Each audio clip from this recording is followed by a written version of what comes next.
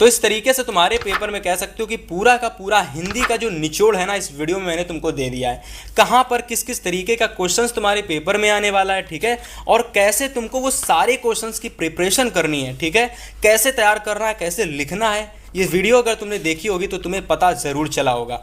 तो बहुत सारे स्टूडेंट बोलते हैं ना कि भैया मॉडल पेपर आखिर समझना क्यों ज़रूरी होता है। तो देखिए, मॉडल पेपर अगर तुम एक बार अच्छे से समझ लेते हो तो इसमें जो भी तुम्हारे एमसीक्यू टाइप क्वेश्चंस होते हैं, इसके अलावा अगर मैं तुमको ले चलता हूं इस पेपर में जो तुम्हारे डिस्क्रिप्टिव वाले क्वेश्चंस होते हैं, तुमको पहले ही पता चल जाते हैं कि अच्छा इस तरीके के इस टाइप के क्वेश्चंस हमारे पेपर में आने वाले हैं। और हिंदी जैसे पेपर में आप बहुत ही आसानी से एवरी क्वेश्चंस में फुल मार्क्स ला सकते हो। मतलब ये वीडियो देखने के बाद तुम्हारे अंदर हिंदी को लेकर के जो डाउट था कि भैया 95 प्लस मार्क्स हिंदी में कैसे करना है, तो वो डाउट तुम्हारा यहाँ पर क्लियर हो जाने वाला है। So hello everyone, welcome back to the channel F24 classes. मेरा नाम है हितेश और आज की इस क्लास के अंदर हम लोग क्लास 10 हिंदी का एक मॉडल पेपर डिस्कस करने वाले हैं, जो कि आपके यूपी एमएसपी द्वारा दिया गया मॉडल पेपर है। ये कोई फर्जी मॉडल पेपर नहीं है, ये एक ऐसा मॉडल पेपर है जिसको कोई भी स्टूडेंट अगर अच्छे से समझ लेता है, इवन अगर आपने क्लास को शुरू से लगाकर लास्ट तक देख लिया, तो मेरे हिसाब से हिंदी के रिलेटेड कोई भी डाउट है तुम्हारे अंदर से रहने वाला नहीं है। सब कुछ तुम्हें पता चलने वाला है कि आखिर तुम्हारे पेपर में बहुविकल्पी क्वेश्चन, वर्णात्मक क्वेश्चन कहाँ कहाँ किस किस तरीके से आते हैं, सारी चीज़ें तुमको यहाँ पर पता चलने वाली हैं। 95 प्लस स्कोर करना है इस बार, तो भाई चैनल को सब्सक्राइब जरूर से कर लेना, क्योंकि इस चैनल पर आपको एवरी टॉपिक से रिलेटेड, हर सब्जेक्ट से रिलेटेड इंपॉर्टेंट क्वेश्चंस के साथ साथ वो चीज़ें देखने को मिलती हैं जहाँ से तुम 90 प्लस स्कोर कर सकते हो, ठीक है। तो चलिए, सबसे पहले अगर मैं पेपर की ओर ले चलता हूँ तो समय आपको 3 घंटे 15 मिनट का दिया जाएगा। मतलब इतने समय में आपको पेपर को करना होगा, क्लियर है। इसके बाद तुम्हें पेपर में 2 तरीके के क्वेश्चंस देखने को मिलने वाले हैं। सबसे पहले अगर मैं ले चलता हूं तुमको अपने सबसे पहले टाइप की ओर, मतलब सबसे पहले जो तुम्हारे पेपर में तुम्हें क्वेश्चंस देखने को मिलेंगे वो क्वेश्चन तुम्हारे होंगे खंड आ में वस्तुनिष्ठ प्रश्न के रूप में, बोल सकते हो कि बहुविकल्पी क्वेश्चन के रूप में, मल्टीपल चॉइस क्वेश्चंस के रूप में। तो 20 क्वेश्चंस तुमको खंड आ में बहुविकल्पी क्वेश्चंस के रूप में तुम्हें देखने को मिलने वाले हैं, ठीक है। तो सबसे पहली चीज़ यहाँ से क्लियर हो जाती है कि भाई 20 नंबर के एमसीक्यू हमें हिंदी में सबसे पहले देखने को मिलेंगे। कहाँ कहाँ किस किस तरीके से क्वेश्चंस आने वाले हैं, तो वो सारी चीज़ें अब यहाँ पर हम तुमको एक एक करके डिस्कस करने वाले हैं, ठीक है। देखिए, सबसे पहले अगर मैं बात करता हूँ तो 1 नंबर से लगा के, मतलब क्वेश्चन नंबर 1 से लगाकर क्वेश्चन नंबर 5 तक, बहुत ही अच्छे से सुनिएगा, क्वेश्चन नंबर 1 से लगाकर क्वेश्चन नंबर 5 तक जितने भी क्वेश्चंस तुमको पेपर में देखने को मिलेंगे वो सारे क्वेश्चंस तुम्हारे गद्य के होंगे, या फिर कह सकते हो गद्य साहित्य के होंगे। किसके होंगे भाई? गद्य साहित्य के क्वेश्चंस होंगे, ठीक है। तो यहाँ से पहला क्वेश्चन तुम्हारा कह रहा है, बहुत अच्छे से सुनिएगा, कि दूसरा सप्तक प्रकाशित हुआ था। ये काफ़ी इंपॉर्टेंट क्वेश्चन है। तो दूसरा सप्तक कब प्रकाशित हुआ था, तो इसका जो प्रकाशन वर्ष था वो आपको बताना है। तो आपको अगर नहीं पता तो यहाँ से आपको टिक लगा लेना है सन 1951, यानी कि वर्ष 1951 में कह सकते हो दूसरा सप्तक प्रकाशित हुआ था। तो 1951 यानी 1951 ईस्वी में, क्लियर है। इसके बाद तुम्हारा दूसरा क्वेश्चन कह रहा है कि सुमित्रानंदन पंत की रचना है, मतलब सुमित्रानंदन पंत की रचना इन 4 में से कौन सी है। कामायनी किसको पता है भाई? कामायनी आपकी किसकी रचना है? महादेवी वर्मा की, सबको पता है, ठीक है। उर्वशी भी उनकी है।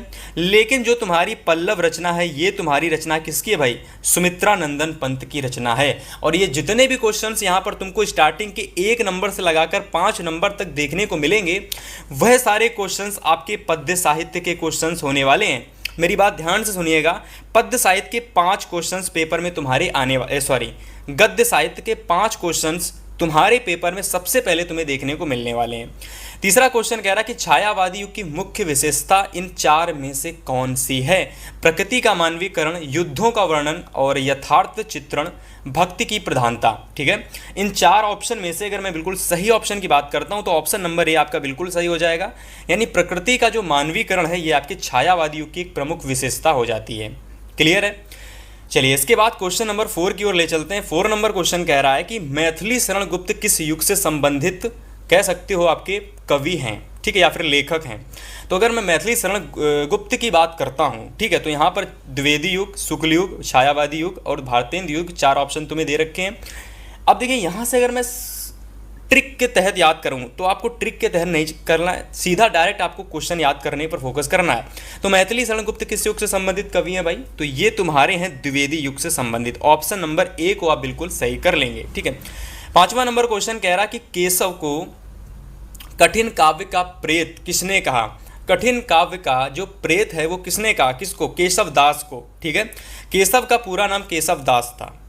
तो कठिन काव्य का जो प्रेत है ये नाम इनको किसने दिया था? आचार्य रामचंद्र शुक्ल ने दिया था, गृहशरण ने दिया था, हजारी प्रसाद द्विवेदी ने दिया था, या फिर मिश्र बंधु ने दिया था? बताइए। तो इन 4 ऑप्शन में से आपका बिल्कुल सही आंसर क्या हो जाएगा भाई? आचार्य रामचंद्र शुक्ल। तो ये 5 क्वेश्चंस जो आपने अभी देखे, ये 5 क्वेश्चंस आपके पेपर में जो स्टार्टिंग में तुम्हें देखने को मिलेंगे वह सारे क्वेश्चंस होंगे तुम्हारे गद्य साहित्य के, ठीक है। 1 नंबर से लगाकर क्वेश्चन नंबर 5 तक जितने भी क्वेश्चंस तुमको देखने को मिलेंगे वह सारे क्वेश्चंस तुम्हारे गद्य साहित्य के होंगे। और मेरी बात एक बहुत अच्छे से सुनना, अगर तुमने इस सेशन को पूरा देख लिया तो हिंदी का जो पूरा कह सकते हो का कि 90+ का जो निचोड़ है वो कहाँ से मिलेगा? इस क्लास से तुमको देखने को मिल जाएगा।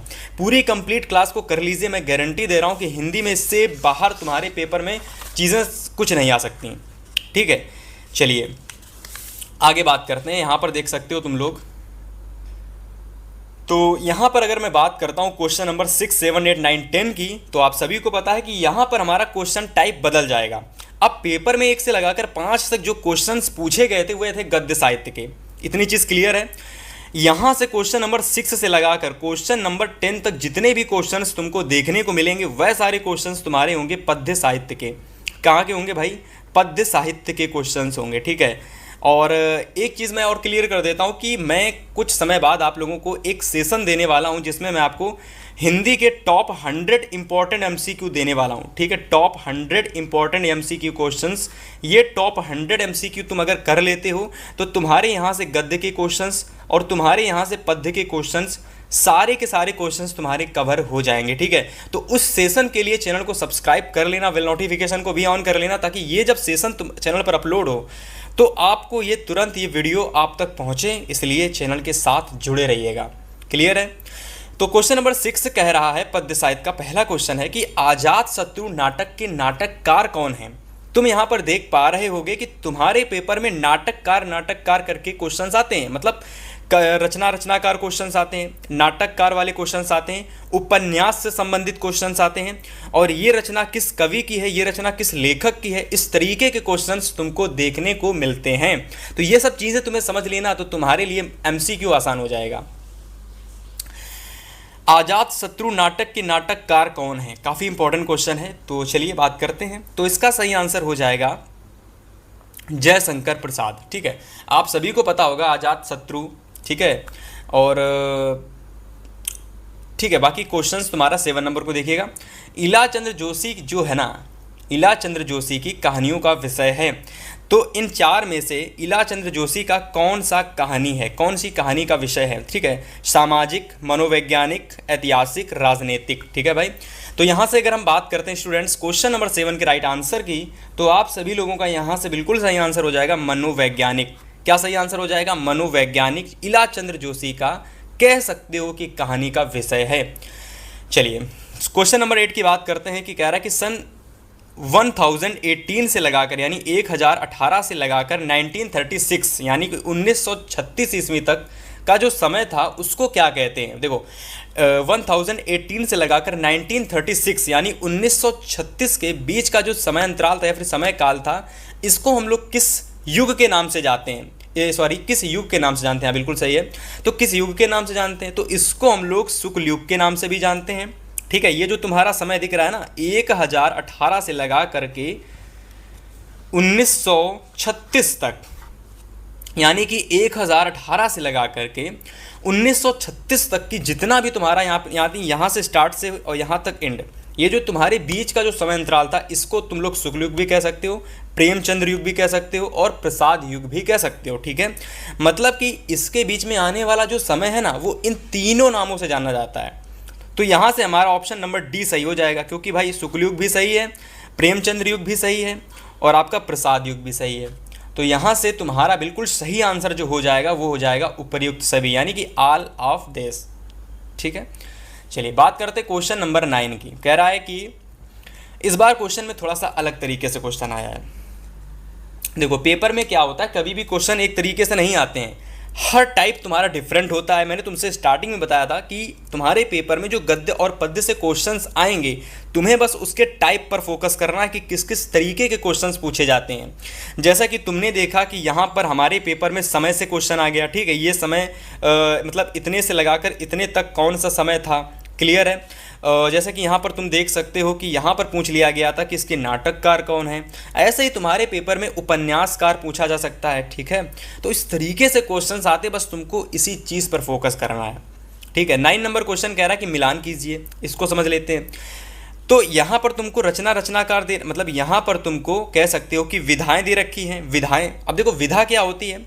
विधा मतलब ये होती है कि जैसे कि कोई एक रचना है, ठीक है, कोई एक रचना है, तो कह सकते हो कि ये रचना कब प्रकाशित हुई, किस विधा में प्रकाशित हुई, तो वो तुम्हारी विधा होती है। जैसे कि यहाँ पर हम बात कर सकते हैं मैला आंचल का, मैला आंचल जो है इसके लेखक या फिर कवि की बात कर सकते हैं। चित्रलेखा दे रखी है, ठीक है, चित्रलेखा किसकी रचना है, उसने कहा था, ये किसकी रचना है, कफ़न किसकी रचना है। तो जैसा कि तुम देख सकते हो यहाँ पर रचना दे रखी हैं और इनके इधर रचनाकार दे रखे हैं, मतलब रचना के रचनाकार का नाम आपको यहाँ पर बताना है। तो जैसा कि अगर मैं बात करता हूँ कि मैला आंचल किसकी रचना है, ठीक है, तो देखिए जब क्वेश्चंस को तुम पढ़ोगे तो तुम्हें पता चलेगा कि मैला आंचल जो तुम्हारी रचना है ये फणीसर नाथ रेणु जी की रचना है। चित्रलेखा किसकी रचना है, तो तुमको पता चलेगा चित्रलेखा तुम्हारी भगवती चरण वर्मा की रचना है, मतलब ये तुम्हारा दूसरा वाला हो जाएगा, ये तुम्हारा पहला वाला हो जाएगा, ठीक है। और उसने कहा था ये किसकी रचना हो जाएगी भाई, तो उसने कहा था घा नंबर ये हो जाएगी चंद्रधर शर्मा गुलेरी जी की रचना, ऑप्शन नंबर 3 यहाँ पर आ जाएगा। इसके बाद बचा हुआ ऑप्शन नंबर 4 तुम्हारा यहाँ पर आ जाएगा। तो तुम अगर देखोगे तो तुम्हारा ऑप्शन नंबर ए बिल्कुल सही आ रहा है। पहले वाले का खा और दूसरा वाला गा, तीसरा वाला घा, चौथा वाला का, इस तरीके से, ठीक है। तो तुमको बस फोकस करना है किस तरीके के क्वेश्चंस हमारे पेपर में आते हैं, क्लियर है। 10वां नंबर क्वेश्चन कह रहा है कि निम्न में से उपन्यास है, और मेरी बात एक कोशिश करना थोड़ा समझने की कि जितने लोग भी क्लास को देख रहे हैं भाई, हर लोग मतलब जितने भी स्टूडेंट्स क्लास को देख रहे हैं, सभी स्टूडेंट्स कमेंट्स करके बताएंगे कि कितने क्वेश्चंस किसके सही हुए हैं, 20 में कितने लोगों ने कितने क्वेश्चंस का राइट आंसर दिया है और कितने गलत हुए हैं, ठीक है। एक तरफ से सभी लोग कमेंट करके ज़रूर से बताएंगे। फिलहाल क्वेश्चन नंबर 10 कह रहा है कि निम्नलिखित में से उपन्यास है, 4 ऑप्शन दे रखे हैं, सेवा सदन और विराटा की पद्मिनी, ठीक है, विराटा की पद्मिनी, कफन, चित्रलेखा। तो ये 4 तुम्हारी कह सकते हो उपन्यास हैं, ठीक है, निम्नलिखित में से उपन्यास है। ये 4 रचनाएं दे रखी हैं और इनमें से कौन सा तुम्हारा उपन्यास विधा की रचना है ये तुमको बताना है। जैसा मैंने तुमसे कहा था स्टार्टिंग में कि क्वेश्चन के टाइप को समझना है, तो इन 4 रचना में से कौन सी रचना तुम्हारी उपन्यास है, इनमें से ये जो रचनाएं दे रखी हैं इनमें से कौन सी रचना तुम्हारी उपन्यास है वो तुमको यहाँ बताना है। तो अगर मैं ऑप्शन सही की बात करता हूँ कि क्वेश्चन नंबर 10 का हमारा सही आंसर क्या होगा, तो ऑप्शन नंबर तुम सी को बिल्कुल सही कर सकते हो। क्यों? क्योंकि चित्रलेखा भी हमारा उपन्यास है, ठीक है, और सेवा सदन भी तुम्हारा उपन्यास है, और ये विराटा की जो पद्मिनी है ना ये भी तुम्हारा एक उपन्यास है, ठीक है। तो ऑप्शन नंबर देखोगे पहला, दूसरा और चौथा, पहला, दूसरा, चौथा केवल सी में ही दिख रहा है ना, तो बस यही तुम्हारा बिल्कुल सही हो जाएगा। कितने लोगों ने इस क्वेश्चन को सही किया था कमेंट करके बताएंगे, और किसी ने अगर नहीं सही किया था तो कोई बात नहीं, क्योंकि सेशन में हम लोग सीख रहे हैं कि किस किस टाइप के क्वेश्चंस पेपर में आने वाले हैं, क्लियर है। चलिए क्वेश्चन नंबर 11 के आंसर को बताने का कष्ट कीजिएगा। क्वेश्चन नंबर 11 कह रहा है कि करुण रस का स्थायी भाव क्या होता है। करुण रस का स्थायी भाव क्या होता है, तो सभी को पता है भाई, करुण रस का जो स्थायी भाव होता है वो होता है शोक। क्या होता है? शोक होता है, एकदम इजी है। चलिए आगे बात करते हैं, और आगे जाने से पहले थोड़ा सा बात चर्चा कर लेते हैं। ये जो तुम्हारे क्वेश्चंस है ना स्टार्ट हो रहे हैं, जो क्वेश्चन नंबर 11 से लगा करके क्वेश्चन नंबर 20 तक, मतलब क्वेश्चन नंबर 11 से लगाकर क्वेश्चन नंबर 20 तक, ये जितने भी क्वेश्चंस तुमको देखने को मिलने वाले हैं, ये सारे क्वेश्चन पता है कहाँ के हैं? ये सारे क्वेश्चन तुम्हारे ग्रामर के हैं। ग्रामर मतलब कि व्याकरण के हैं, ठीक है, हिंदी व्याकरण के भी हैं। अब व्याकरण तुम्हारी 2 तरीके से आती है, तो हिंदी व्याकरण होती है और दूसरी तुम्हारी होती है संस्कृत व्याकरण, ठीक है। दूसरी तुम्हारी होती है संस्कृत व्याकरण, ठीक है। तो यहाँ तुम्हारे पेपर में 5 नंबर के हिंदी व्याकरण से क्वेश्चन आएंगे और 5 नंबर के तुम्हारे संस्कृत व्याकरण से क्वेश्चन आएंगे, ठीक है। तुम्हारा सबसे पहला क्वेश्चन क्लियर हो गया, तुमने क्वेश्चन का आंसर बता दिया होगा। अब चलिए ले चलते हैं आगे के क्वेश्चंस की ओर। चलिए क्वेश्चन नंबर 12 को देखिएगा। क्वेश्चन नंबर 12 क्या कह रहा है तुम्हारा, तो इसको जरा पढ़िए। क्वेश्चन नंबर 12 कह रहा है कि सोहत ओढ़े पीत पट श्याम सलोने गात मनो नील मणि शैल पर आतपय पर्यो प्रभात। उपयुक्त पंक्तियों में कौन सा अलंकार है। इन दोनों ही पंक्तियों को जरा, इस पूरी पंक्ति को पढ़िएगा, ठीक है। इन दोनों ही लाइन को पढ़िएगा और बताना है कि इसमें तुम्हारा अलंकार कौन सा है, ठीक है। मुझे पता होगा कि बहुत सारे स्टूडेंट्स ने अभी अलंकार अच्छे से पढ़े नहीं होंगे, तो कोई बात नहीं है। यहाँ पर केवल हम लोग देख रहे हैं कि किस किस तरीके के क्वेश्चंस हमारे पेपर में आते हैं, ठीक है। तो इस बात से थोड़ा सा दिमाग में हटा देना कि हमें क्वेश्चन नहीं आ रहा है, ये नहीं आ रहा, वो नहीं आ रहा, इससे थोड़ा इग्नोर करना है। केवल यहाँ पर हम लोग देख रहे हैं कि किस किस टाइप के क्वेश्चंस आते हैं पेपर में, ठीक है। तो अलंकार से तुम्हें इस तरीके का क्वेश्चन देखने को मिल सकता है कि सोहत ओढ़े पीठ पात श्याम सलोने गात मनो नीलमणि शैल पर आपत पर्यो प्रभात, ठीक है। इसमें तुमको बताना है कि कौन सा अलंकार है, ठीक है। 4 ऑप्शन दिख रहे हैं, चलिए बताइएगा इनमें से तुम्हारा राइट ऑप्शन कौन सा होगा। क्वेश्चन नंबर 12 का राइट आंसर बताइए। तो उपमा अलंकार, उत्प्रेक्षा दे रखा है, रूपक दे रखा है, श्लेष दे रखा है, ठीक है भाई। चलिए बात करते हैं क्वेश्चन नंबर 12 के राइट आंसर की। तो उत्प्रेक्षा अलंकार तुम्हारा बिल्कुल सही हो जाएगा, ठीक है। यहाँ से क्लियर हो गया ये वाला क्वेश्चन। चलिए बात करते हैं क्वेश्चन नंबर 13 यानी हमारे अगले क्वेश्चन की। कह रहा है कि यह एक समात्रिक छंद है, इसमें 4 चरण होते हैं और प्रत्येक चरण में 11 त्यारे के विराम चिन्ह से 24 मात्राएं होती हैं। तो ये कह रहा है कि ये किस प्रकार का छंद होना चाहिए, ठीक है। या फिर कह सकते हो इसमें कौन सा लक्षण है, किस क्षण का लक्षण दिखेगा। मतलब अगर कोई तुम्हें 4 से 4 लाइनों की पंक्ति दे दी गई, ठीक है, 4 लाइनों की कोई पंक्ति दे दी गई और उस पंक्ति में कह दिया गया भाई इसके प्रत्येक चरण में 11 व त्यारे के विराम चिन्ह से 24 मात्राएं हैं। इस पूरे सेंटेंस को समझने की कोशिश कीजिएगा, इस पूरे वाक्य को, कि जब प्रत्येक चरण में 11, सबसे पहले तो पहले जो चरण होगा उसमें 11 मात्राएं, फिर इसके बाद कॉमा के बाद जो होगा उसमें 13 मात्राएं, ठीक है। तो प्रत्येक चरण में 11 व 13 के विराम चिन्ह से 24 मात्राएं हों तो उसमें ऐसे जो पंक्ति तुम्हें दिखेगी या फिर कह सकते हो 4 लाइनों की ऐसा जो श्लोक दिखेगा उसमें कौन सा लक्षण तुमको नजर आएगा। सोरोठा, चौपाई, रोला, दोहा, कौन सा लक्षण तुमको नजर आएगा। चलिए इसके राइट आंसर को बताने का प्रयास कीजिएगा भाई।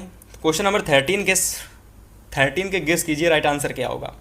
तो 13 नंबर का बिल्कुल सही आंसर हो जाएगा रोला, ठीक है। रोला जो हमारा छंद है इसमें क्या होता है, सबसे पहले 11 मात्राएं आती हैं और फिर तुम्हारी 13 मात्राएं आती हैं, ठीक है। इसके बाद क्वेश्चन नंबर 14 को देखिएगा। तो प्रहार शब्द में कौन सा उपसर्ग कह सकते हो प्रयोग किया गया है। देखो उपसर्ग का मतलब समझ रहे हो क्या, उपसर्ग का मतलब क्या होता है। तो उपसर्ग का मतलब होता है वह शब्द या फिर ऐसी चीज़ कह सकते हो या फिर वह शब्द जो किसी शब्द के आगे लगकर उसका रूप बदल देते हैं, उपसर्ग कहलाते हैं, ठीक है। तो अगर मैं प्रहार की बात करता हूँ, प्रहार शब्द में कौन सा ऐसा उपसर्ग आगे लगा देते हैं जिससे कि इसका कह सकते हो कि मतलब बदल जाता है। तो यहाँ पर देखिए आ दिख रहा है, प्रा दिख रहा है, पर दिख रहा है और नीर दिख रहा है और प्रा दिख रहा है। तो अगर मैं हार में आगे प्रा लगा देता हूँ तो इसका पूरा मतलब इसका पूरा मीनिंग ही बदल जाता है। पहले था हार, मैंने इसमें प्रा जोड़ दिया, पहले तुम्हारा था हार, अब इसके आगे मैंने प्रा जोड़ दिया तो ये हो गया प्रहार। तो मतलब क्या हो गया, इसका अर्थ बदल गया। तो राइट आंसर यहाँ से ए आ जाएगा। 15 नंबर क्वेश्चन कह रहा है कि पंचतंत्र में कौन सा समास है। देखो यहाँ पर तुम्हारा समास से क्वेश्चन आ गया। तो यहाँ पर जैसा कि तुम देख सकते हो कि तुम्हारा जो क्वेश्चन है वो कहाँ से आ गया, समास से आ गया। और यहाँ तक कि जितने भी क्वेश्चन 15 नंबर तक थे वो केवल आपको पता है कि हिंदी व्याकरण के क्वेश्चन थे। अब 15 नंबर के बाद जितने भी क्वेश्चंस देखने को मिलेंगे वो सारे क्वेश्चन संस्कृत व्याकरण के होंगे, ठीक है। तो ये भी तुमको क्लियर अभी कर लेना है। क्वेश्चन नंबर 15 का मैं कह रहा कि पंचपात्र में कौन सा समास होगा। तो 15 नंबर का राइट आंसर तुम्हारा हो जाएगा तत्पुरुष समास, ठीक है। कौन सा हो जाएगा, तत्पुरुष समास। इतनी चीज़ क्लियर है। चलिए 16 नंबर क्वेश्चंस की बात करते हैं कि अर्थ के आधार पर वाक्य के कितने भेद होते हैं। वाक्य के कितने भेद होते हैं, तो वाक्य के जो भेद होते हैं वो कितने होते हैं भाई, कह सकते हो कि वाक्य के जो भेद होते हैं वो होते हैं 8। क्वेश्चन नंबर 16 का राइट आंसर डी हो जाएगा। और इसके बाद चलिए बात करते हैं क्वेश्चन नंबर 17, 18, 19 एंड 20 की। क्वेश्चन नंबर 17 कह रहा है कि आंसू का तत्सम रूप क्या होगा। ठीक है भाई, आंसू का तत्सम रूप यहाँ तुम्हें बताना है। तो आंसू का जो तत्सम रूप हो जाएगा वो तुम्हारा हो जाएगा अश्रु। क्लियर है। 18 नंबर क्वेश्चन कह रहा है, अब देखो जैसा कि तुमने देखा यहाँ पर पहला जो क्वेश्चन तुम्हारा संस्कृत व्याकरण का था, ये 16 नंबर, मैंने थोड़ा भूल गया बताना। देखो 16 नंबर से लगाकर 20 नंबर तक जितने भी क्वेश्चंस तुमको देखने को मिलेंगे, 16 से लगाकर 20 तक, ये सारे क्वेश्चंस तुम्हारे कहाँ के होंगे भाई? ये सारे क्वेश्चंस होंगे तुम्हारे संस्कृत व्याकरण के। ठीक है, तो ये चीज़ तुमको अपने माइंड में एकदम बेहतर तरीके से फीड कर लेनी है कि 16 नंबर से 20 तक जितने भी क्वेश्चन होंगे वो संस्कृत व्याकरण के होंगे। और संस्कृत व्याकरण में क्वेश्चन कहाँ कहाँ से आते हैं? तो संस्कृत व्याकरण में क्वेश्चन भेद से पूछे जाते हैं, तत्सम रूप पूछ लिया जाता है। ठीक है, इसके अलावा जैसे कि यहाँ पर 18 नंबर क्वेश्चन है कि कर्मवाच्य में प्रधानता होती है। तो जो तुम्हारा कर्मवाच्य होता है ना, इसमें किसकी प्रधानता होती है? भाव की प्रधानता होती, कर्ता की प्रधानता होती है, या फिर कर्म की प्रधानता होती है? तो कर्मवाच्य में किसकी प्रधानता होती है भाई? कर्म की होगी। तो ऑप्शन नंबर ए सही हो जाएगा। आगे क्वेश्चन नंबर जैसा तुम देख सकते हो कि इस बार विभक्ति और वचन का क्वेश्चन पूछा गया है। किसका क्वेश्चन है भाई? विभक्ति और वचन का क्वेश्चन है। और इसी तरीके से तुम्हारे पेपर में 16 से 20 तक इसी टाइप के क्वेश्चन आएंगे, विभक्ति वचन का क्वेश्चन, और यहाँ पर कह सकते हो वाच्य से क्वेश्चन आ जाएगा, तत्सम रूप से क्वेश्चन आ जाएगा, अगर तत्सम से नहीं आएगा तो पर्यायवाची से क्वेश्चन आ जाएगा। ठीक है, भेद पूछ लेगा। ठीक है, तो इस तरीके के क्वेश्चंस आएंगे तुम्हारे संस्कृत व्याकरण में। 19 नंबर हो गया। 20 नंबर क्वेश्चन तुम्हारा कह रहा है कि निम्नलिखित शब्दों में सर्वनाम कौन सा है? सर्वनाम मतलब क्या होता है भाई? सर्वनाम मतलब एडजेक्टिव। क्लियर है। तो सर्वनाम यहाँ पर तुम्हारा कौन है? मनुष्य, कोई, बचपन, उपयुक्त, सभी। मनुष्य क्या है? तो मनुष्य इज अ नाउन, मनुष्य एक संज्ञा है। कोई क्या है? तो कोई तुम्हारा एक एडजेक्टिव है, यानी सर्वनाम है। ठीक है, इंग्लिश में सर्वनाम को एडजेक्टिव बोलते हैं, बाकी कोई यहाँ पर तुम्हारा क्या हो जाता है? सर्वनाम। तो कोई यहाँ पर तुम्हारा सर्वनाम हो जाएगा। इस तरीके से तुम्हारे टोटल 20 क्वेश्चन तुमको हिंदी में, जो तुम्हें स्टार्टिंग में एमसीक्यू में देखने को मिलेंगे, वो 20 क्वेश्चन तुम्हारे कहाँ के होंगे भाई? इस तरीके से होंगे। ठीक है, तो इतना अगर तुमने अच्छे से क्लियर कर लिया है, 20 ऑब्जेक्टिव क्वेश्चंस अगर तुमने समझ लिए हैं कि कहाँ कहाँ से आते हैं, तो चलिए अब तुमको ले चलते हैं इस पेपर के, इस मॉडल पेपर के 50 मार्क्स के डिस्क्रिप्टिव क्वेश्चंस की ओर, जहां तुम्हारे पेपर में गद्यांश, पद्यांश और बहुत सारी चीज़ें तुम्हें देखने को मिलती हैं। तो चलिए बात करते हैं भाई, अब हम लोग डिस्क्रिप्टिव क्वेश्चंस की, यानी वर्णनात्मक क्वेश्चंस की बात करते हैं। और यहाँ पर तुम अगर देखोगे तो एक एक क्वेश्चन को अगर तुम अच्छे से समझ लेते हो तो तुमको पेपर में फिर दिक्कत नहीं होगी कि भैया गद्यांश की तैयारी कैसे करनी है, भैया पद्यांश की तैयारी कैसे करनी, सारी चीज़ें क्लियर हो जाएंगी। ठीक है, तो वर्णनात्मक क्वेश्चंस आते हैं टोटल तुम्हारे 50 मार्क्स के। ठीक है, वर्णनात्मक क्वेश्चंस कितने आते हैं? 50 मार्क्स के, यानी 50 नंबर के पूछे जाते हैं। तुम्हारा टारगेट होना चाहिए कि मुझे 45 से ज़्यादा नंबर स्कोर करना है। तुम्हारा टारगेट क्या होना चाहिए? तुम्हारा टारगेट होना चाहिए कि मुझे वर्णनात्मक क्वेश्चंस में 50 में से 45 से ज़्यादा स्कोर करना है। और अगर 45 से ज़्यादा स्कोर करना है तो किन किन चीज़ों पर ज़्यादा फोकस करना है, वो चीज़ें तुम्हारे लिए समझना बहुत ज़रूरी है। ठीक है, तो सबसे पहला जो क्वेश्चन तुम्हारे पेपर में तुम्हें देखने को मिलेगा, वो क्वेश्चन तुम्हारा होगा गद्यांश का। किसका क्वेश्चन होगा भाई? गद्यांश का। गद्यांश में 3 क्वेश्चन आएंगे। सबसे पहले ध्यान सुनिएगा, गद्यांश में तुम्हारे 3 क्वेश्चन पूछे जाएंगे। अब ये जो तुम्हारे 3 क्वेश्चन तुमको दिख रहे हैं, जैसे पहला ये हो गया, दूसरा ये हो गया और तीसरा ये हो गया। ठीक है, तो ये जो तुमको 3 क्वेश्चन दिख रहे हैं ना, पहला क्वेश्चन, दूसरा क्वेश्चन और ये तुम्हारा तीसरा क्वेश्चन, तो ये जो तुम्हें 3 क्वेश्चन दिख रहे हैं ना, ये 3 क्वेश्चन इस गद्यांश से तुम्हारे पेपर में पूछे जाएंगे।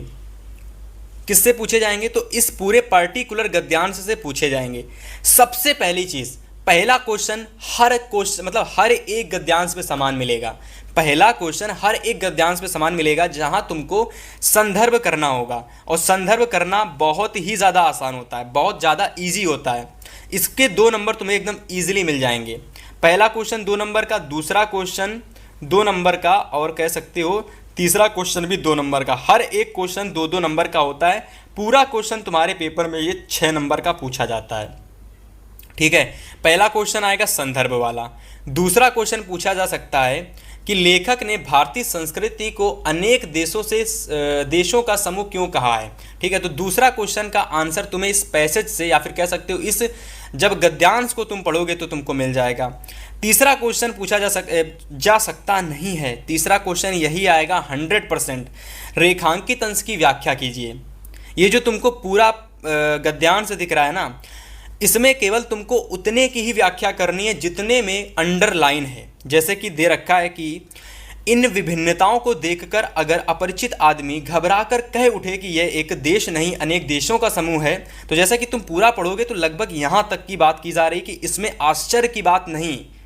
ठीक है, तो ये पूरा तुम्हारा अंडरलाइन है, तो यहाँ से लगाकर जितने अंडरलाइन है ना, इसी को तुम बोलते हो, इसी को बोला जाता है रेखांकित अंश का, रेखांकित अंश। तो तुमको केवल रेखांकित अंश की व्याख्या करनी है, इस पूरे कह सकते हो इस पूरे गद्यांश की व्याख्या नहीं करनी है। ठीक है, तो इस बात को बहुत अच्छे से समझ लेना। और इसी तरीके से तुम्हारे पेपर में अथवा में एक और गद्यांश आता है, तो उसको भी मतलब उसमें भी तुम्हारे 3 क्वेश्चंस ही आएंगे। पहला क्वेश्चन संदर्भ वाला, दूसरा क्वेश्चन रेखांकित अंश की व्याख्या वाला, और तीसरा ये क्वेश्चन जो तुम्हारा इस गद्यांश से रिलेटेड होता है। ये क्वेश्चन तुम्हारा हर बार बदल सकता है। जैसे कि यहाँ पर पूछा गया है कि गद्यांश में प्रगतिशीलता का क्या अर्थ है, तो जब तुम इस पूरे पार्टिकुलर गद्यांश को पढ़ोगे तो तुम्हें जाकर पता चलेगा कि आखिर में इस प्रगतिशीलता का मतलब क्या होता है। ठीक है, इतनी चीज़ें क्लियर हो गई। तो यहाँ से गद्यांश का जो क्वेश्चन आता है पेपर में, उसका डाउट तो दिमाग में क्लियर हो गया होगा। ठीक है, इसके बाद ले चलते तुम्हारे अगले क्वेश्चंस की ओर, जो कि तुम्हारा अगला क्वेश्चन होगा तुम्हारे पेपर में हिंदी का अगला क्वेश्चन वर्णात्मक में। ठीक है,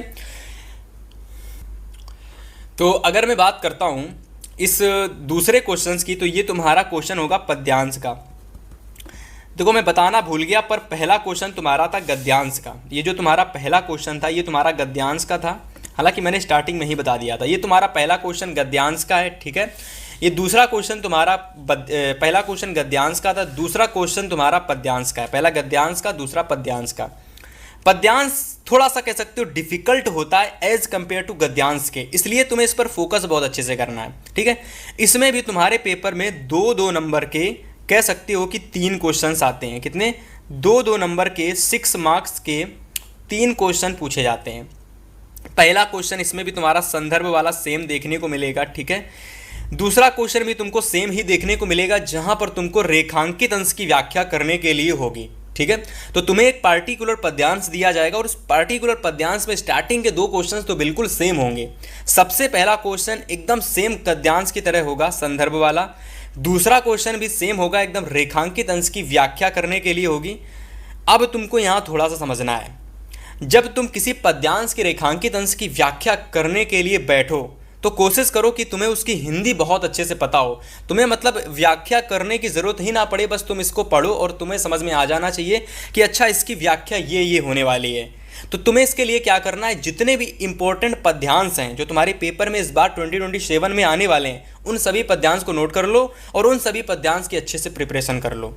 अगर इतना कर लेते हो तो गद्यांश और पद्यांश, गद्यांश तो चलो हो जाता है, कोई दिक्कत नहीं, पर पद्यांश में ये करना अनिवार्य है। तुमको इंपॉर्टेंट पद्यांश ढूंढ लेने हैं, उन इंपॉर्टेंट पद्यांश को ढूंढने के बाद उनकी क्या करनी है, अच्छे से व्याख्या तैयार कर लेनी है। इतना कर लोगे तो ये गद्यांश और पद्यांश वाला क्वेश्चन तुम्हारा क्लियर हो जाएगा। ठीक है, तो इस तरीके से तुम्हारे पेपर में पद्यांश आता है। और तीसरा क्वेश्चन देखो कह रहा है कि कृष्ण के वियोग में व्याकुल गोपियों ने कृष्ण की किन लीलाओं का अनुकरण करना चाहा है। देखो ये क्वेश्चन समझने की कोशिश करो, ये क्वेश्चन तुम्हारा इस पद्यांश से ही पूछा गया है। जैसा कि तुमने अभी देखा था कि गद्यांश में एक क्वेश्चन था जो कि पूरा का पूरा क्वेश्चन ही गद्यांश पर था। जैसे कि क्वेश्चन था कि प्रगतिशीलता का अर्थ क्या होता है। तो मतलब जब तुम इस पूरे गद्यांश को पढ़ोगे ना, तब तुम्हें पता चलेगा कि आखिर में प्रगतिशीलता का मतलब क्या होता है। वैसे ही ये क्वेश्चन तुम्हारा है कि कृष्ण के वियोग में व्याकुल गोपियों ने कृष्ण की किन लीलाओं का अनुकरण करना चाहा है। तो जब इस पूरे पर्टिकुलर पद्यांश का जो अर्थ है, इसकी जो व्याख्या है, जब तुम्हें पता होगी तब इस क्वेश्चन को तुम कर लोगे। तो मैंने तुमसे कहा था कि जितने भी इंपॉर्टेंट पद्यांश हैं उनको कहीं ना कहीं से ढूंढ करके निकालो। कोई ऐसी वीडियो देख लो जहां पर तुम्हें इंपॉर्टेंट पद्यांश मिल जाएं, बस उस वीडियो को देखने के बाद उनको प्रिपेयर कर लो। प्रिपेयर करने के बाद अगर तुम्हारे पद्यांश क्लियर हो गए तो इस 6 मार्क्स का क्वेश्चन तुम्हारे हाथ में हो जाएगा एकदम। ठीक है, इतनी चीज़ क्लियर हो गई, पद्यांश का क्वेश्चन भी निपट गया। चलिए आगे की ओर ले चलते हैं। अब जैसा कि तुम्हारे पेपर में कह सकते हो कि 2 पद्यांश आते हैं, तो अथवा में तुम्हारा कह सकते हो और ये पद्यांश है, तो तुमको क्या करना है कि कोशिश करनी है कि तुम इंपॉर्टेंट पद्यांश प्रिपेयर कर लो। पेपर में कोई भी पद्यांश आएगा तुम उसको निपटा दोगे। पहला क्वेश्चन संदर्भ आएगा, दूसरा क्वेश्चन रेखांकित अंश की व्याख्या आएगी और तीसरा प्रश्न आएगा जो कि तुम्हारा इसी पद्यांश से आधारित पूछा जाएगा। इतनी चीज़ क्लियर हो गई। इतनी चीज़ें अगर क्लियर हैं तो सभी स्टूडेंट्स एक साथ कमेंट करेंगे कि हाँ 50 नंबर में आने वाले जो क्वेश्चंस हैं कहाँ कहाँ से आएंगे, वो चीज़ें मुझे क्लियर हो गई और अब मैं 90 प्लस हिंदी में ईजिली ला सकता हूँ। देखो हिंदी में 90 से ज़्यादा मार्क्स लाना सबसे ज़्यादा ईजी होता है और मेरे हिसाब से हिंदी सबसे one of the easiest subject होता है, one of the most easiest subject अगर मैं बात करता हूँ in comparison to other subject, तो तुम्हारा हिंदी वेरी इजीएस्ट सब्जेक्ट तुम्हारा होता है। ठीक है, अगर मैं क्वेश्चन नंबर 3 की बात करता हूँ, क्वेश्चन नंबर 3 की, तो यहाँ देखिए क्वेश्चन नंबर 3 कह रहा है कि दिए गए संस्कृत गद्यांश में से किसी एक संदर्भ का हिंदी सहित अनुवाद कीजिएगा। ठीक है, अब देखो तुमको स्टार्टिंग में देखने को मिला था भैया जी कि हिंदी का गद्यांश आया था, हिंदी का पद्यांश आया था। अब पेपर में जो आएगा वो संस्कृत का गद्यांश होगा और संस्कृत का पद्यांश होगा। तो तुम्हें यहाँ पर जो देखने को मिल रहा है ये तुम्हारा है संस्कृत का गद्यांश। ये तुम्हारा कौन सा है भाई? ये तुम्हारा है संस्कृत का गद्यांश। ठीक है, और देखो संस्कृत का जो पद्यांश होगा ना वो तुम्हारा कह सकते हो एज कंपेयर टू ईजी होगा तुम्हारे हिंदी के गद्यांश पद्यांश से। क्यों होगा ईजी, अभी मैं क्लियर कर देता हूँ। देखो तुम्हारे पेपर में से रिलेटेड कोई क्वेश्चन नहीं आता, सिर्फ 2 क्वेश्चन आते हैं। सबसे पहला क्वेश्चन आता है कि संस्कृत गद्यांश में किसी एक गद्यांश का, मतलब ये 2 दे रखे हैं, पेपर में भी 2 ही आएंगे। तो जो तुम्हारे पेपर में 2 गद्यांश आएंगे संस्कृत के, उनमें से किसी एक गद्यांश पर तुम्हें सबसे पहले संदर्भ लिखना है। 2 नंबर तुम्हें यहाँ से मिलेंगे। इसके बाद में कुछ नहीं करना, उसका हिंदी अनुवाद करना है। 3 नंबर तुम्हें यहाँ से मिल जाएंगे। टोटल 5 मार्क्स का क्वेश्चन तुम्हारे पेपर में आता है। ठीक है, इसको प्रिपेयर कैसे करना है भैया? इसको प्रिपेयर करने के लिए कुछ मत करना कि तुमको बस जितने भी इंपॉर्टेंट गद्यांश है संस्कृत के वो सारे ढूंढ लेने हैं। जैसा कि तुम पद्यांश में करोगे हिंदी वाले, वैसा ही तुमको इधर संस्कृत के गद्यांश में भी करना है। जितने भी तुम्हारे इंपॉर्टेंट संस्कृत के पद्यांश हैं उनको ढूंढ लेना है, उनकी जो हिंदी अनुवाद हैं बस उनके वो स्टोरी की तरह प्रिपेयर कर लेना है। बस इतना कर लोगे तो तुम्हारा ये भी पोर्शन क्लियर हो जाएगा। ठीक है, सेम ऐसे ही तुम्हारे पेपर में आता है ये वाला क्वेश्चन। अब ये क्वेश्चन कौन सा है? तो ये क्वेश्चन तुम्हारा है संस्कृत पद्यांश। ये क्वेश्चन तुम्हारा है संस्कृत पद्यांश का। ठीक है, ये क्वेश्चन तुम्हारा कौन सा? संस्कृत पद्यांश का। ये क्वेश्चन तुम्हारा है 5 मार्क्स का, जिसमें तुम्हारे संस्कृत पद्यांश में से सबसे पहले संदर्भ आता है 2 नंबर का, फिर इसका हिंदी अनुवाद आता है 3 नंबर का। तो टोटल 5 नंबर का क्वेश्चन ये भी होता है और ये तुम्हारा सबसे इजी होता है। One of the most easiest question of Hindi descriptive यानी वर्णात्मक की अगर हम बात करें तो सबसे इजी होता है संस्कृत पद्यांश। क्यों होता है जरा उसको समझो। ये सरल इसलिए होता है क्योंकि ये केवल 2 लाइनों का इसमें कह सकते हो अनुवाद करना होता है। केवल 2 लाइनों का। कह रहा माता गुरुतरे भूमे खात पितो चतर स्थिता माना शीघ्रतम वातत चिंता बहुतरी तृणात। देखो केवल 2 लाइनों की व्याख्या हिंदी अनुवाद तुम्हें करना है। अगर तुम केवल 2 लाइनों का हिंदी अनुवाद नहीं कर पाते तो बताओ क्या कर पाओगे? बहुत इजी है। तुमको यहाँ पर 5 से 6 7 8 लाइनों का, मतलब इतनी बड़ी बड़ी 5 लाइनों का अनुवाद करना होता है, वहीं तुमको केवल 2 लाइनों का हिंदी अनुवाद करना होता है। तो कितना ईजी हो जाता है तुम्हारे लिए। ठीक है, बस इसी चीज़ पर तुम्हें फोकस करना है। ठीक है, अगर तुम्हें अच्छे से चीज़ों को समझ लेते हो तो हिंदी में 90 प्लस लाना कोई बड़ी बात नहीं है तुम्हारे लिए। ठीक है, चलिए इसके बाद ले चलते क्वेश्चन नंबर 5 की ओर। यहाँ पर जो तुम्हारा क्वेश्चन नंबर 5 आएगा पेपर में, वो क्वेश्चन होगा तुम्हारा खंड काव्य का क्वेश्चन। ठीक है, तो ये क्वेश्चन तुम्हारा होगा खंड काव्य का। ठीक है, ये क्वेश्चन किसका होगा भाई? तो ये क्वेश्चन होगा खंड काव्य का और इसमें तुम्हारे पेपर में 3 नंबर का कह सकते हो करने के लिए होगा। 3 मार्क्स मिलेगा अगर इस खंड काव्य को कर लोगे। देखो खंड काव्य एक ऐसा क्वेश्चन होता है जो बहुत सारे स्टूडेंट्स को इसमें डाउट होता है कि भैया जी खंड काव्य को कैसे करना होता है, कौन सा तैयार करना होता है। ठीक है, कौन सा तैयार करें और कैसे कहाँ से ये हमें मिलेगा? तो देखो सबसे पहले 2 तरीके हैं। सबसे पहले क्या करो कि आज जाना अपने कॉलेज में, स्कूल में और अपने टीचर से जाकर के पूछना जाकर कि मैम या फिर टीचर कि मुझे हिंदी के लिए कौन सा खंड काव्य तैयार करना है। क्योंकि ऐसा होता है जो खंड काव्य होता है वो अलग अलग जिले के हिसाब से अलग अलग होता है। मतलब क्या होता है कि अगर तुम कानपुर से बिलोंग करते हो, तुम प्रयागराज से बिलोंग करते हो, तुम अलीगढ़ से बिलोंग करते हो, तुम लखीमपुर से बिलोंग करते हो, तुम अकबरपुर से बिलोंग करते हो, तो हर एक कह सकते हो कि सिटी के हिसाब से, ठीक है, हर एक जिले के हिसाब से, हर एक जिले के हिसाब से कह सकते हो खंड काव्य अलग अलग होता है। तो तुम जिस भी जिले से बिलोंग करते होगे, उस जिले में कौन सा खंड काव्य तुम्हारे पेपर में आता है वो तुम्हारे टीचर को पता होगा, तो जा करके उनसे पूछ लेना और बस वही तैयार कर लेना। जैसे कि मुक्ति दूत देख सकते हो, यहाँ पर तुम्हारा मुक्ति दूत दे रखा है, ठीक है। इसके अलावा यहाँ पर तुम्हारा ज्योति जवाहर दे रखा है, ठीक है।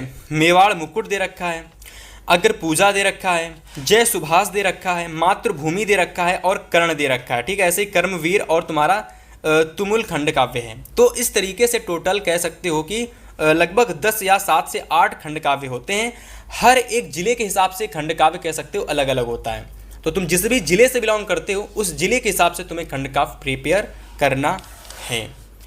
अगर इतनी चीज़ क्लियर हो गई तो सभी स्टूडेंट्स एक साथ कमेंट करेंगे कि इस बार मैं 90+ ज़रूर लेकर के आऊँगा, ठीक है। फिलहाल अगले क्वेश्चंस की ओर ले चलता हूँ। तो चलिए बात करते हैं क्वेश्चन नंबर 6 की। अब देखिए यहाँ पर क्वेश्चन नंबर जो तुम्हारा 6 है स्टूडेंट्स, है ना, क्वेश्चन नंबर जो तुम्हारा 6 है, ये जो 6 नंबर क्वेश्चन है इसमें तुम्हारे पेपर में जीवन परिचय आता है।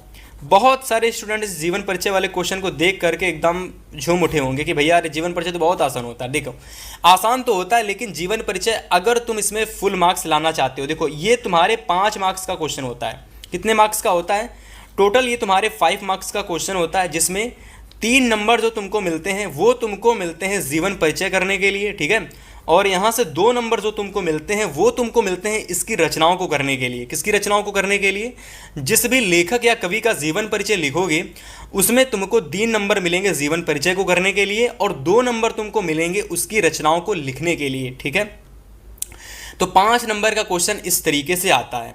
अगर मैं सजेशन करूंगा कि कौन से ऐसे जीवन परिचय हैं जो तुमको इस बार के लिए प्रिपेयर करने हैं ना, तो तुमको 2027 में आने वाले जो भी इम्पोर्टेंट जीवन परिचय हैं बस तुमको वो देख लेने हैं कहीं से। और मेरे हिसाब से अगर तुम लेखकों की बात करोगे तो केवल 3 ही जीवन परिचय तुम्हें देखने को मिलेंगे जो इम्पोर्टेंट होते हैं, हर साल पूछे जाते हैं। तुम अगर कमेंट करोगे तो मैं तुमको नेक्स्ट वीडियो में कंप्लीट बताऊंगा कि कौन सा जीवन परिचय किस किस तरीके से और कैसे तुमको लिख करके आना है, ठीक है। तो कमेंट करना, मैं तुम्हारे लिए वीडियो जल्द लाने का ट्राई करूंगा। हाँ, चैनल को सब्सक्राइब करके रखना, तभी जा करके चीज़ें अच्छे से क्लियर होंगी। तो लेखक का समाप्त हो गया। इसके अलावा जीवन परिचय कवियों का भी आता है, चलिए उसको देख लेते हैं। तो जैसा कि अभी आपने देखा, हमने आपके साथ डिस्कस किया था कि भाई जो हमारा पहला क्वेश्चन जीवन परिचय में आता है वो लेखक का जीवन परिचय होता है। अब देखिए जो तुम्हारा पेपर में तुम्हें दूसरा क्वेश्चन स्टूडेंट्स देखने को मिलेगा वह क्वेश्चन तुम्हारा होगा कवियों का जीवन परिचय। किसका होगा भाई? तो यहाँ पर स्टूडेंट्स जो तुम्हें दूसरा क्वेश्चन देखने को मिलेगा भाई प्यारे साथी, वो तुम्हारा होगा कवियों का जीवन परिचय, ठीक है। किसका होगा भाई? कवियों का जीवन परिचय होगा।